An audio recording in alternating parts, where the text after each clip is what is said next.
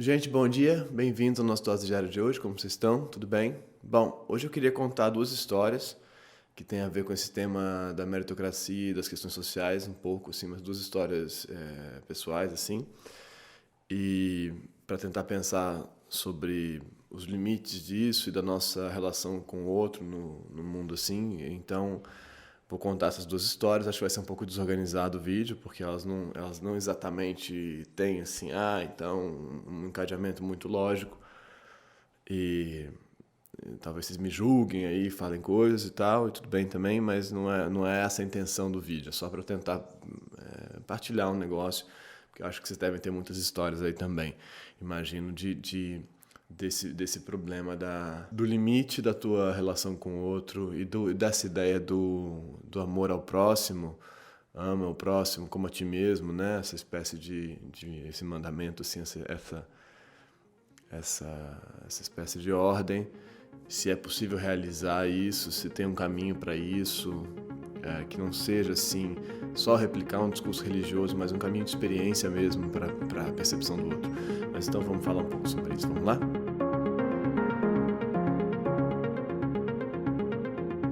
Bom, primeiro essa ideia do amor ao próximo, né? Eu acho muito complexa, assim, né? Acho que ela passa pelos campos da empatia sempre, né? Acho que ela passa pelos campos da empatia sempre, da dificuldade de relação com o outro. Eu acho que a gente, no final, da minha opinião, assim, a gente consegue só amar o próximo quando a gente conhece o próximo, né? Quando esse outro passa a existir pra gente. Acho muito difícil amar qualquer próximo, né? Acho que amar de maneira igual a 7 bilhões de pessoas que existem no mundo. Acho muito difícil de conceber isso. Talvez a ideia de humanidade a gente consiga amar, mas não todas essas pessoas que a gente não conhece, né? Qualquer outro.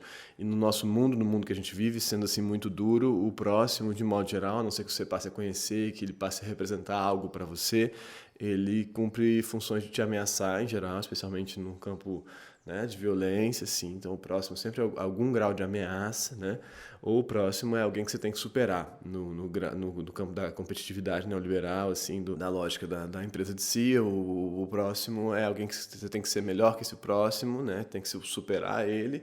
Ou alguém que você inveja, né? Alguém que você está invejando ali que está melhor que você. Bom, enfim, então eu acho que isso é um pouco mais real do que dizer amo o próximo como a ti mesmo, né? Mas eu entendo a ideia, eu entendo essa busca, eu entendo esse investimento nisso, assim, quer dizer, como é que a gente faz para isso? Como é que a gente faz para perceber o outro? Antes de amar o outro, perceber o outro, né? Bom, e aí eu queria contar essas duas histórias. Uma mais simples, acho que eu já contei talvez aqui no Dose Diária, do Martim. O Martim então estuda longe daqui de casa, mais ou menos uns 8 quilômetros, e eu vou sempre buscar ele andando e volto com ele andando enquanto ele aguenta, assim. Eu volto com ele andando o tanto que é possível para ele. Chega uma hora que ele cansa e a gente pega um Uber ou o que a gente faz, sei lá. Ou alguma coisa, a gente dá algum jeito, mas em geral ele consegue voltar andando bastante tempo. Então tem esse percurso. E no lugar onde ele estuda, que é Botafogo, é um bairro aqui no Rio, e tem muita gente morando na rua, né? Muita gente morando na rua, muita mesmo, muita mesmo, muita mesmo. Então a gente sempre passa por essas pessoas que estão ali, algumas figuras que já são meio conhecidas, que estão sempre no mesmo lugar, assim, né? E aí um dia ele me perguntou, pai, por que só os negros escolhem morar na rua? E por que só os negros escolhem isso? E aí eu, então, me vi ali tentando explicar para ele essa situação da diferença social no Brasil, dessa injustiça, dessa desigualdade. E aí fui parar na escravidão. E, enfim, tentar explicar para uma criança o que é a escravidão, por que as pessoas fazem isso. Um negócio meio doido, assim, pra cabeça dele. Então, a ideia de não trabalhar é alguém trabalhar para você sem razão, e você pegar essa pessoa lá na casa dela e trazer ela para cá para ela trabalhar para você. Então, essa complicação é enorme, mas, assim, por que só os negros escolhem morar na rua? E aí, uma coisa que deriva daí é a ideia de escolha, né? Até que ponto isso é uma escolha ou não. Tá em situação de rua, né? Até que ponto isso é assim ou não. E aqui no Rio, assim, a relação que as pessoas têm com os moradores, as pessoas que estão na rua, em situação de rua, é assim muito dura, muito agressiva por conta da violência também. Então tem uma coisa assim cara, não, que é exatamente o oposto do amor ao próximo, assim, realmente, né? E eu, em geral, lido com culpa. o que eu experimento é culpa, o que é. Eu trabalhei uma época com pessoas em situação de rua. Eu trabalhava num CAPS, que é um centro de atenção psicossocial para álcool e drogas. Esse que eu trabalhava era para álcool e drogas, né? Era um CAPS AD. Em Niterói, e eu dava aula de fotografia e de cinema para essa galera que eram dependentes químicos, alcoólatras e moradores de rua, e alguns com questões outras psíquicas, psicóticos e tal. Muitos em situação de rua, não todos. Mas então era uma situação que você entendia, às vezes, esse limite de estar em casa e de repente ir para a rua e a pessoa não consegue mais voltar para casa. É uma coisa muito mais, quem tem experiência de fato com essas situações sabe que é uma coisa um pouco muito mais complexa, que tem várias coisas que vão se somando a essa situação, que não é exatamente uma escolha, mas várias vezes é em algum grau uma escolha também. Então, né, não é preto no branco, como sempre, né, como nunca é. Mas então essa situação, assim, né, de como que você então lida com o amor ao próximo nessas experiências, né, se é possível ou se esse outro aí é um problema para você, um problema que é uma espécie de um dejeto do capitalismo, né, alguém que não deu conta, alguém que tem que ser eliminado, né. E aí, bom, chego na situação agora mais delicada e que gera mais... Eu moro na minha rua aqui, não tem, né, é uma rua residencial muito pequena, assim, bem pequena. Ela tem casas mais ricas, casas mais pobres e uma espécie de comunidade no final da rua. Então ela é uma rua bem misturada, assim, mas uma rua muito pequena que todo mundo se conhece, todo mundo sabe o nome de todo mundo, muito pequena mesmo. E assim, a gente cumprimenta as pessoas na rua e tal. É uma rua isolada, assim, né? Não parece numa grande cidade. Ali embaixo da minha rua tem casas muito grandes, casas com, né, assim, casas grandes.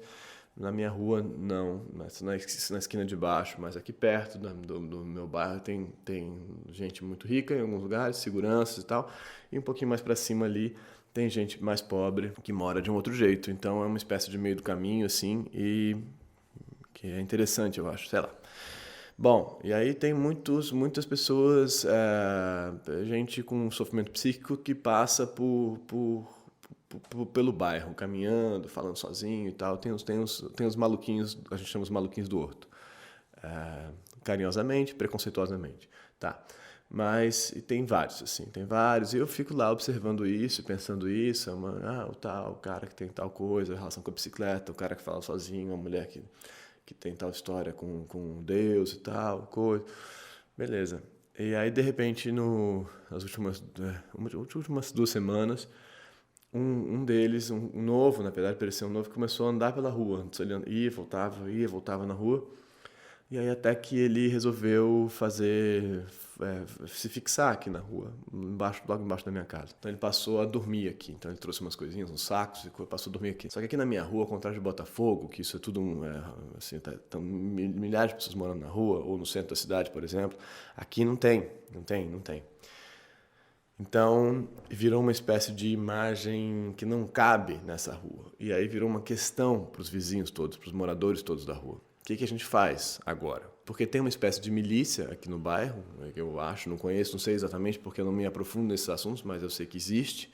Então, tem essa coisa assim. Então, a gente fala com a milícia, aí fala com a prefeitura, fala com a associação de moradores do Jardim Botânico, fala com algum centro de atenção, com quem é que fala, como é que faz, mas ele está ali, a gente também não, ele tem, assim, ele é um pouco, ele não está pedindo dinheiro, não é isso, e ele está ali num processo um pouco dele, mas também não está totalmente delirante, também não é isso, então é muito limítrofe, assim, né, de saber como é que você... em que grau que ele quer ser abordado ou não, enfim, isso é tudo muito complexo mesmo. Mas, então, a minha rua está agora vivendo essa espécie de situação que é algumas pessoas defendendo falar com a milícia para fazer o cara desaparecer. E outras falando como é que a gente faz com isso, mas todo mundo incomodado, na verdade. Todo mundo incomodado com essa presença. A real é essa, todo mundo incomodado e muitas pessoas ameaçadas com essa presença desse sujeito, né? Dessa pessoa, que é uma pessoa, né? É um cara, tem uma história, eu não sei qual é a história dele.